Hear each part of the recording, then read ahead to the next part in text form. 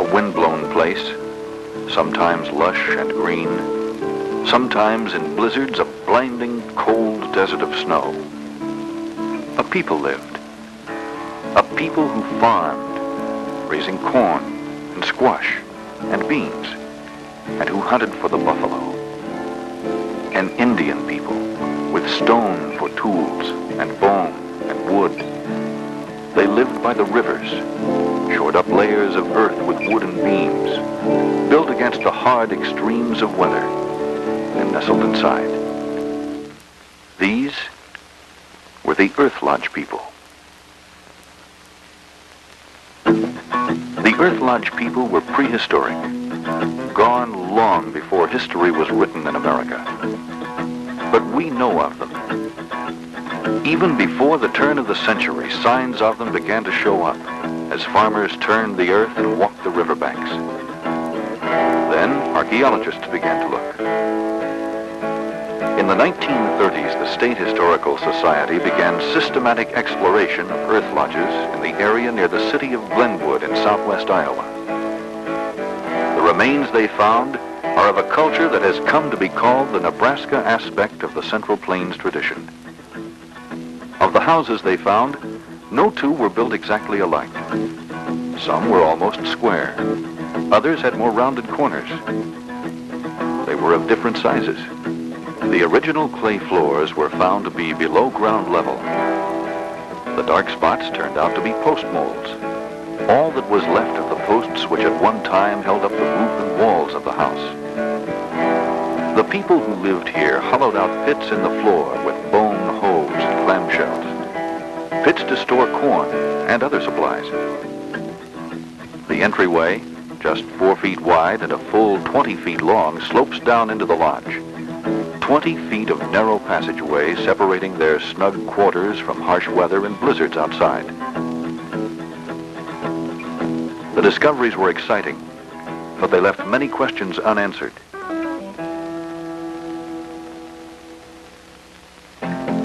Over the next 3 decades, archaeologists improved their techniques.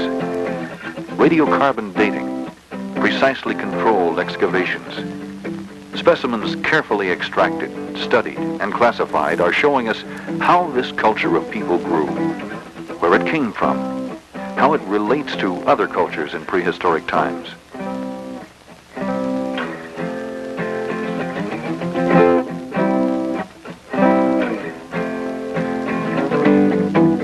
During the 1970s, road construction uncovered ancient earth lodges. It was an emergency.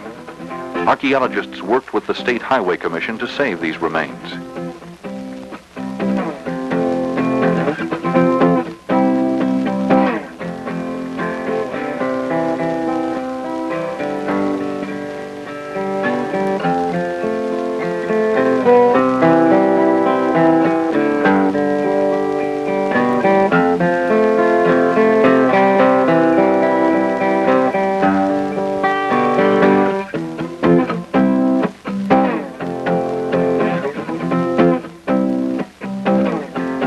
As the archaeologists dug down into the house sites, they were able to tell which soil had been filled in during the lodge's use and after, and which soil had never been disturbed. The color was different. But more importantly, not all the lodges were the same size. Some of them were 20 feet, 30 feet, or even 45 feet across. Now this leads us to suspect that the family size varied. Indians often lived in an extended family. By this, anthropologists mean that many relatives lived together. In addition to parents and children, other relatives might be grandparents, an aunt or an uncle, or a sister-in-law maybe. This may be the meaning of the larger houses, more relatives living together. Laboratory measurement of radioactivity from this charred beam tells us that the house burned down almost 1,000 years ago. Other radiocarbon dates indicate that these Indians lived in Iowa from about 900 to 1300 AD. Radiocarbon dating is a complicated process. To avoid contamination, the archaeologists cannot even touch the samples. Only a few laboratories in the country have the technical competence to provide archaeological dates. How did the Indians build their houses? Archaeologists find this out from the position of the fallen beams and layers of collapsed soil. The roof timbers and layers of earth were an immense weight, and it took huge logs for central supports. One way of determining the size is by measuring the post hole, the hole where the post was set. The depth of the post hole seems to be the length of an arm and a clamshell. We found charred butts of these posts, and they were of course smaller than the post holes themselves. In the large 44-foot wide house, the 4 central supports were huge walnut timbers a foot and a half thick, thicker than a modern telephone pole. How difficult it must have been to bring in these timbers, a foot and a half thick, and perhaps 20 feet long. It must have been even more difficult to chop them down with stone tools. The Indians may have burned the base of the tree, chipped the charcoal, shoved the coals back in, chipping and burning until the tree fell over. The top of the tree may have been trimmed in the same way. The charred butt of the post resists rotting, and these post bottoms are still in place 1,000 years later. From these charred butts, archaeologists can tell us that the central supports were sometimes walnut, sometimes elm, but always dense woods. The smaller outside posts supporting the walls were of elm, hickory, oak, and walnut, but rarely cottonwood. Cottonwood was more often used for cooking fires. It rotted quickly, losing structural strength. Each species of tree is identified from charcoal. Not from the wood grain, but from the cell structure, because each species has a different cellular structure. As in many other aspects of this research, the archaeologist depends upon specialists in other scientific fields. The wood identifications were made by a botanist. These pieces of clay plaster were found inside the ruins of the Glenwood houses. In one house, a layer of grass matting may have been put up inside the wood structure to stop a leak. Then the clay was plastered over.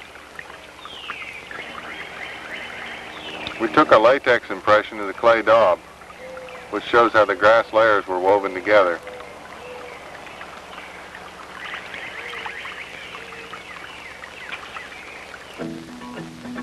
The soil in the center of each house was fire-baked.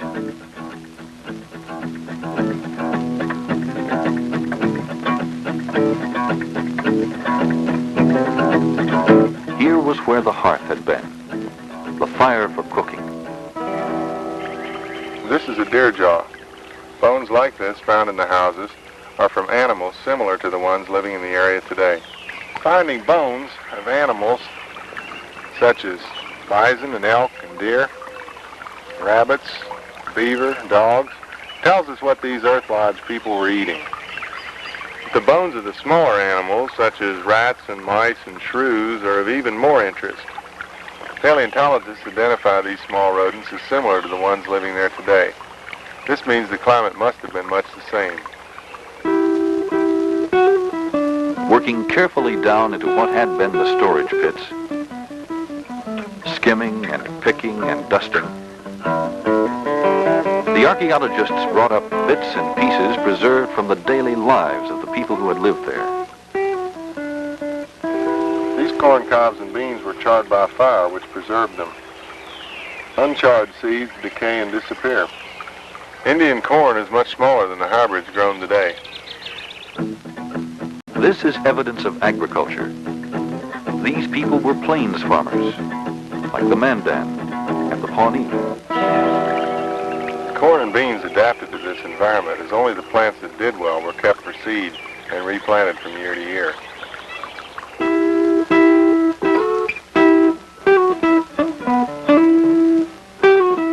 A rich variety of tools appeared, fashioned from a flinty chert and sandstone, antler and bison bone.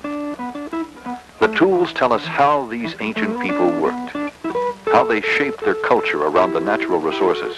You can tell the whole story of how this tool was used. This is a scapula hoe made from the shoulder blade of a bison. Whoever made it trimmed off the spine and sharpened this edge. This particular hoe cracked sometime during its use, and the owner repaired it. by drilling 2 small holes and securing the crack either with rawhide or sinew. The hoe had a handle coming out here, which needed support, and so they notched the edges of the hoe and laced it with rawhide thongs. This braced the hoe.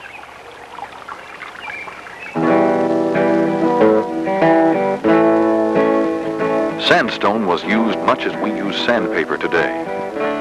Arrow makers enclosed a straight shaft of wood with sandstone abraders, running the shaft through to smooth it and round it.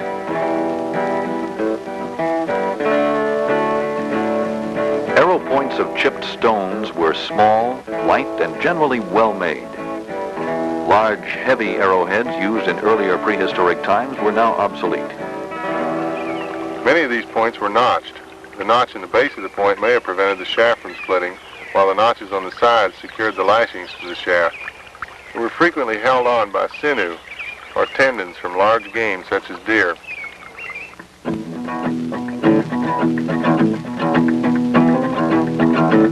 Stone knives were carefully flaked to make them sharp. But one side was often dulled so as not to cut the hand.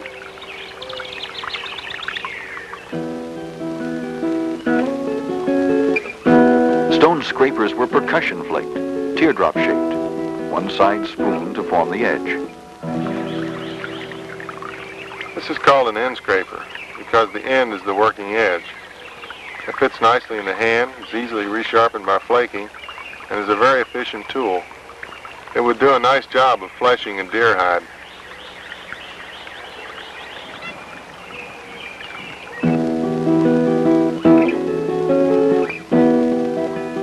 Fish hooks were made of bone.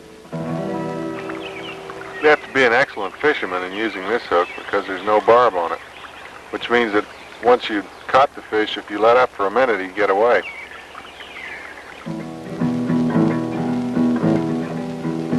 Pots were shaped by beating the outside with a paddle, holding the hand inside as an anvil. They were dried, then fire-baked. Granite grit had been added to the clay to temper and strengthen it. The pots were used to carry and store water, grain, berries, and the like. Archaeologists compare the types of pottery, rim shapes, temper, and decorations. What they learned suggests which neighboring cultures the Glenwood Indians met and traded with. Here's a rim fragment classified as a McVeigh type. It's smooth, it flares out, and it has handles. This shape of rim is associated with cultures to the south and east. This is an Oneota rim. It too has handles, and the rim flares even more. And it has triangular decorations on it. This rim has crushed up shell instead of granite grit for tempering. Shell tempering in this form of rim found in Glenwood indicate contact with the Oneota culture, or that a Glenwood Indian had an Oneota woman for a wife. After all, the women made the pottery. The weeping eye design rarely occurs in this area. When we do find it, it indicates contact with cultures far to the south, where this design occurs more frequently.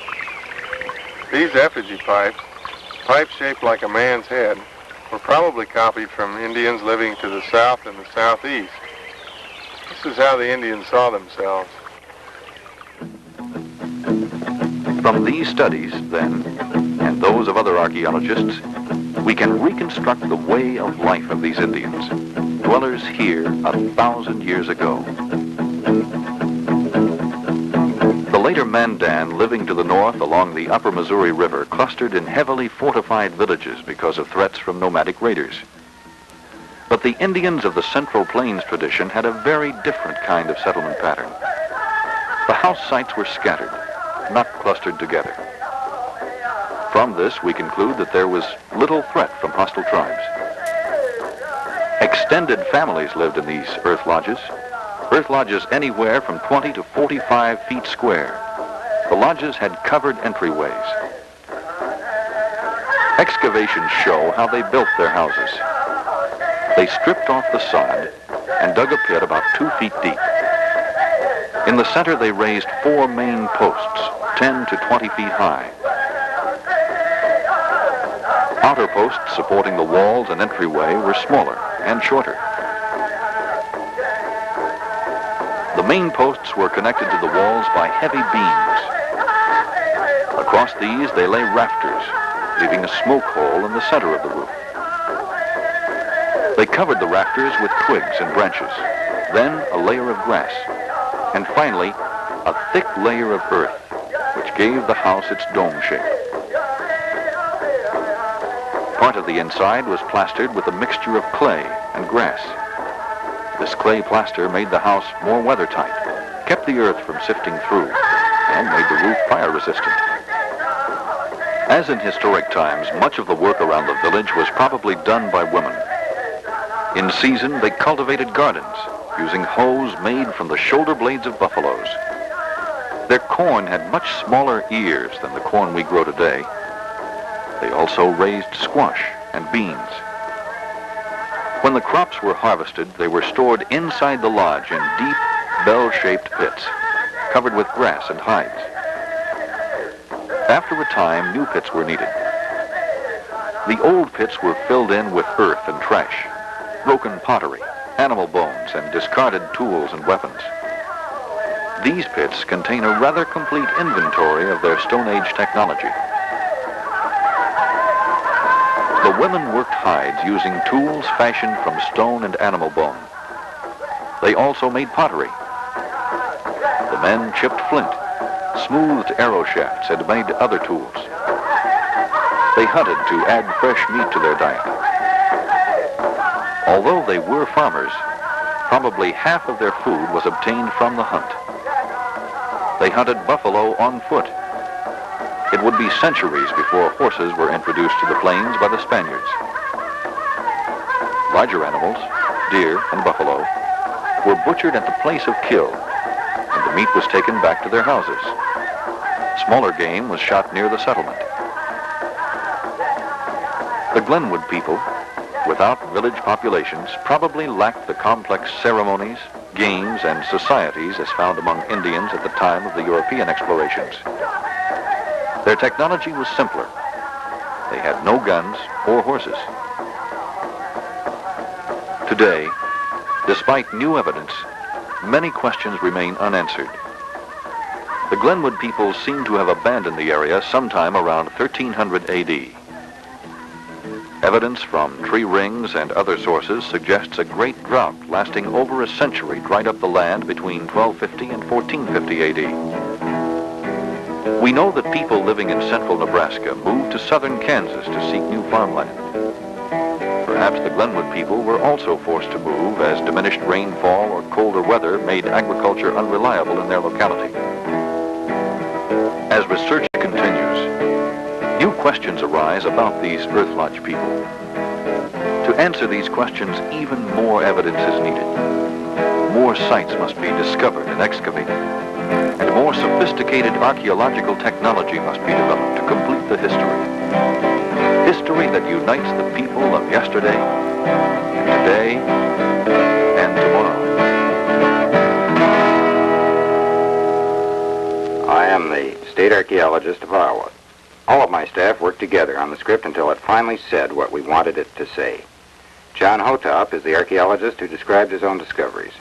The Iowa State Highway Commission and their staff worked with us so these important finds would not be lost. And the commission paid for the excavation of prehistoric remains uncovered by their road construction. The film itself was made under a grant from the National Endowment for Humanities in Washington, D.C.